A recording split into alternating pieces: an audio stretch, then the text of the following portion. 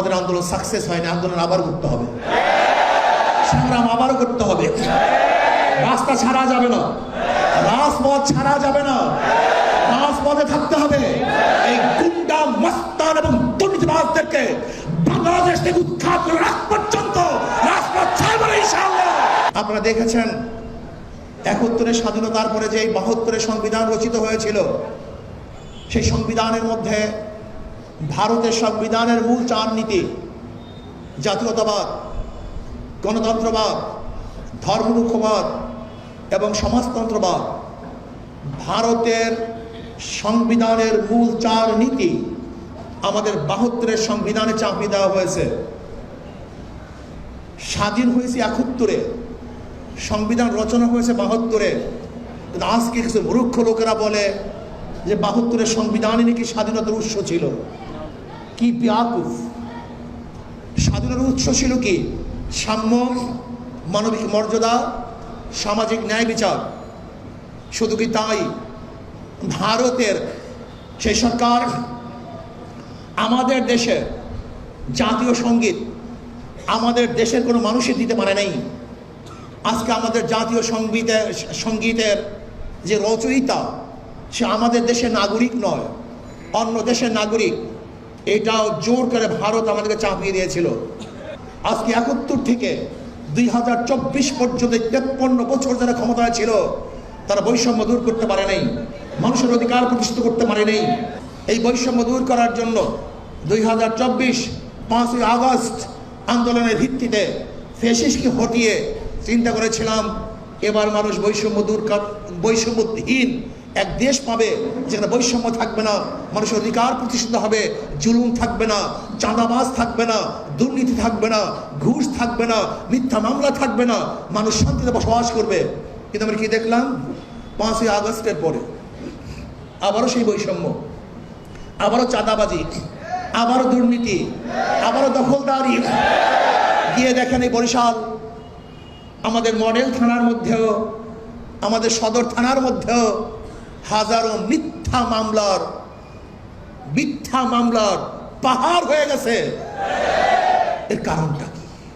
মানুষ শান্তিতে নেই, মুক্তি পায় নেই। এর কারণ হলে এই দেশ পরিবর্তন, দল পরিবর্তন এবং নেতা পরিবর্তনের মাধ্যমেই মানুষের শান্তি আসতে পারে না। শুধু চাঁদার চেহারা পরিবর্তন হয়েছে, চাঁদার পরিবর্তন হয়নি। দুর্নীতির হাত পরিবর্তন হয়েছে, দুর্নীতি বন্ধ হয়নি। এতদিন চাঁদা তালাশ করছে লেন্টু, এখন চাঁদা নাই ফেন্টু। এখন দুর্নীতি করছে কেন্টু, এখন দুর্নীতি করে মিন্টু। ব্যাস, শুধু ব্যক্তির পরিবর্তন। যেই সমস্ত দলের হাজারো মহাসচিবরা ঘোষণা দিয়েছিল বৈষম্য বিরোধী আন্দোলনের সাথে আমরা সম্পৃক্ত নই, আজকে তারাই লুট করবে, তারাই দখলদারি করবে। আর আমরা যারা রক্ত দিয়েছি, জীবন দিয়েছি, অংশগ্রহণ করেছি, আমরা তাদের দখলদারি বন্ধ করতে পারবো না। আমাদের আন্দোলন সাকসেস হয়নি, আন্দোলন আবার করতে হবে, সংগ্রাম আবারও করতে হবে। রাস্তা ছাড়া যাবে না, রাজপথ ছাড়া যাবে না, রাজপথে থাকতে হবে। এই গুন্ডা মস্তান এবং দুর্নীতিবাজদেরকে বাংলাদেশ থেকে উৎখাত করে রাখ পর্যন্ত রাজপথ ছাড়বে না ইনশাআল্লাহ। যেরকম আওয়ামী লীগ গোটা বিচারালয়ের স্বাধীনতাকে হরণ করেছিল, তার হরণ যদি না করত, বিচারকদের স্বাধীনতা দিত, আজকেও তাদেরকে ধুকে ধুকে জেলখানায় মুক্ত হইতো না। কিন্তু যারা স্বাধীনতার হরণ করেছিল, আজকে সেই খাদের মধ্যে তারাই পড়তেছে। আজকে যারা ক্ষমতা আছেন, আপনারা যদি বিচার বিভাগকে স্বাধীন না করেন, তাহলে মনে করতে মান হাফারা হুফেরা, যে কুয়া খুদে সেই কুদায় আপনাকেই পড়তে হবে। এর জন্য বিচার স্বাধীনতা চাই, বিচারকদের স্বাধীনতা চাই।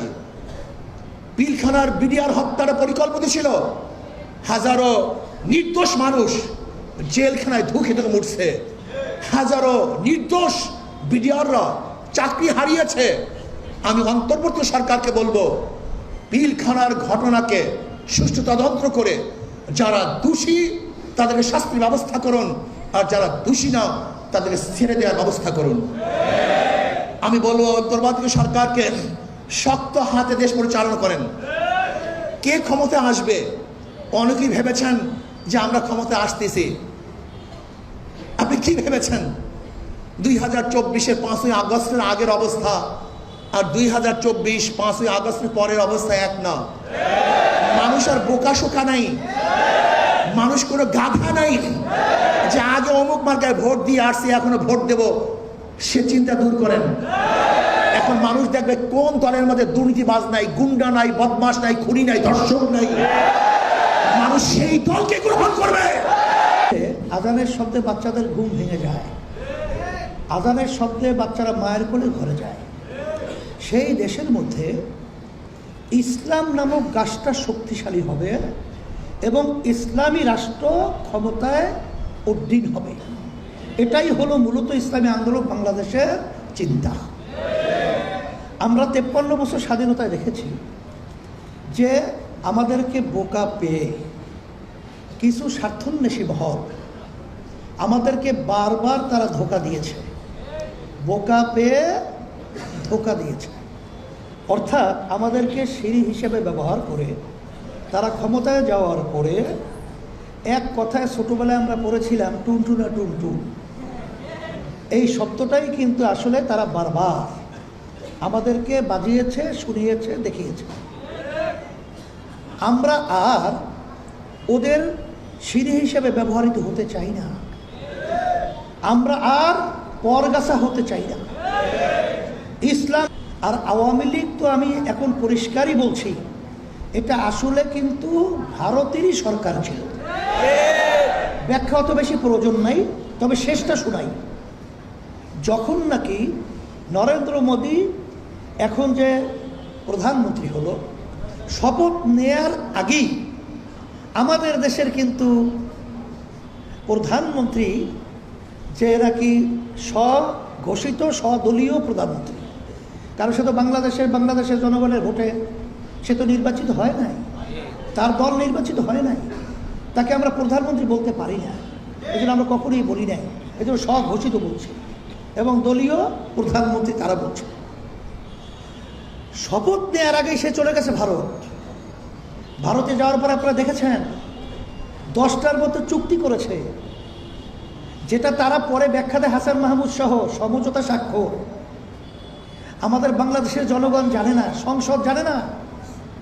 সেই 10টা চুক্তির মধ্যে আমরা ভালো করে পর্যালোচনা করে দেখেছি, একটা চুক্তিও বাংলাদেশের ছোট থেকে ছোট কোনো স্বার্থের জন্য হয় না।